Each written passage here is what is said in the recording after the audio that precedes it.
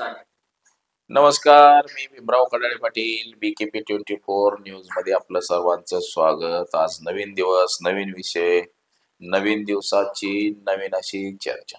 आज चर्चा घेऊन आलोय म्हणजे बघा, महाराष्ट्रात तसंच देशामध्ये ईडीचा धाक दाखवून अनेक विरोधातल्या नेत्यांना भारतीय जनता पक्षामध्ये प्रवेश दिला.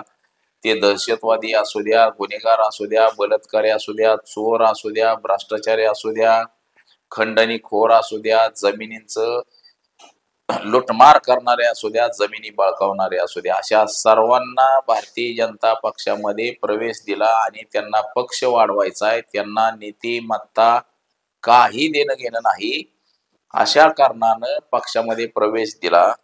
आणि जर उद्या सरकार, केंद्रातलं सरकार 29ला जर गेलं तर मात्र हे सगळेजण मिळून देवाभाऊ आणि किरीट सोमय्यांना एका खोलीमध्ये बंद करतील, जेलमध्ये टाकतील सगळेजण मिळून. आज जी देवेंद्र फडणवीसांनी जी दया दाखवली यांना जेलमध्ये न टाकण्याची, ती मात्र उद्या हे लोक दया दाखवणार नाहीत.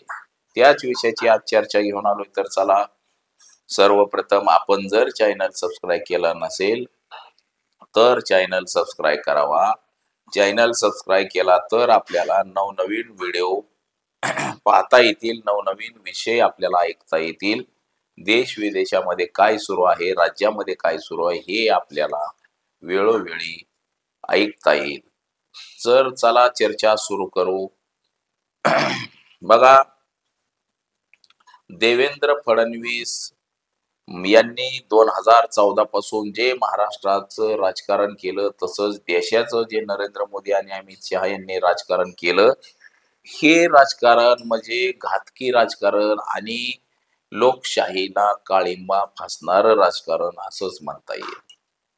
आजवर विरोधी पक्षाचे एवढे लोक कोणत्याही पक्षामध्ये गेले नव्हते, कोणत्याही पक्षाला सोडून एवढ्या लोकांनी पक्षप्रवेश केला नव्हता. एवढी लोक भारतीय जनता पक्षामध्ये गेलेले आहेत. भारतीय जनता पक्षामध्ये वॉशिंग मशीन आहे, त्याच्यामध्ये कोणता निर्मा टाकतात ते लोकांना कळेना.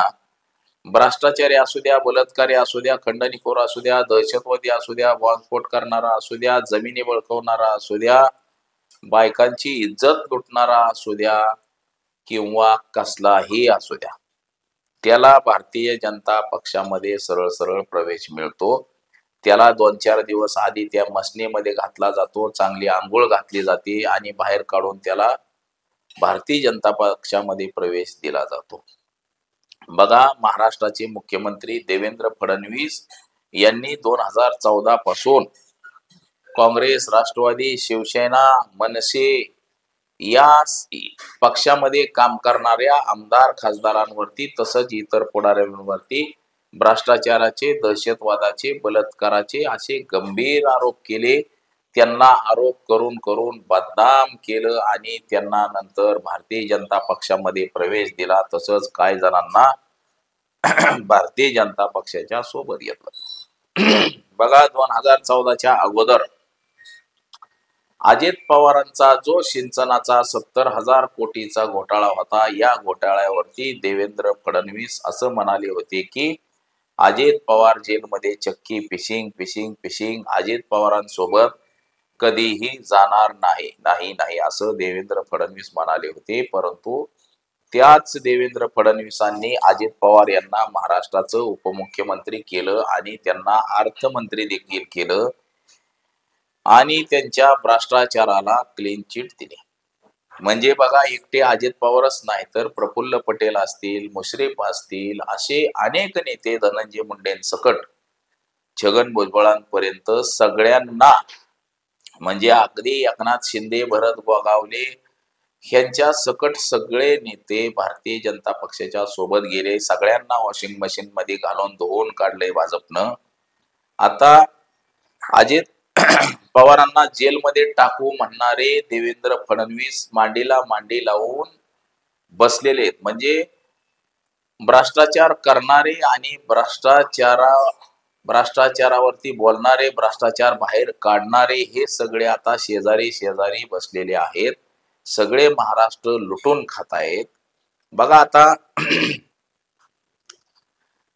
देवेंद्र फडणवीसांनी 2014 पासून फक्त छगन भुजबळांना जेलमध्ये टाकलं, इतर नेत्यांना एकाही जेलमध्ये टाकलेलं नाही.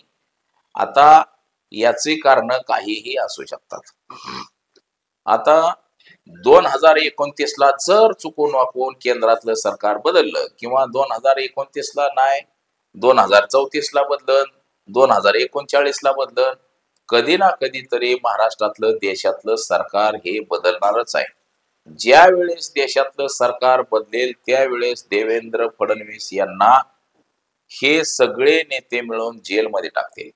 देवेंद्र फडणवीस यांनी यांच्यावरती सगळ्यांवरती दया दाखवली की ह्यांना एकालाही जेलमध्ये टाकलं नाही, परंतु हे सगळे जण मिळून देवेंद्र फडणवीस यांच्यावरती दया दाखवणार नाहीत. पहिलं किरीट सोमय्या देवेंद्र फडणवीस यांना जेलमध्ये टाकतील आणि त्यांना कारणीभूत देखील फडणवीसच असतील असं एकंदरीत आता चित्र दिसतंय. आता जरी हे सगळे एका जात्यात असले सुपात असले तरी मात्र हळूहळू 2029 पर्यंत वातावरण वेगळं निर्माण होईल. त्यावेळेस नरेंद्र मोदी पंतप्रधान राहणार नाहीत आणि भाजपचं सरकार देखील राहते का नाही 29 ला हे सांगता येणार नाही, परंतु देवेंद्र फडणवीस यांना मात्र जेलमध्ये टाकलं जाईल हे तितकंच खरं आहे. तर आज एवढंच. कॅमेरामन अनिकेत सह मी भीमराव कडाळे पाटील, BKP 24 न्यूज, इंदापूर, पुणे.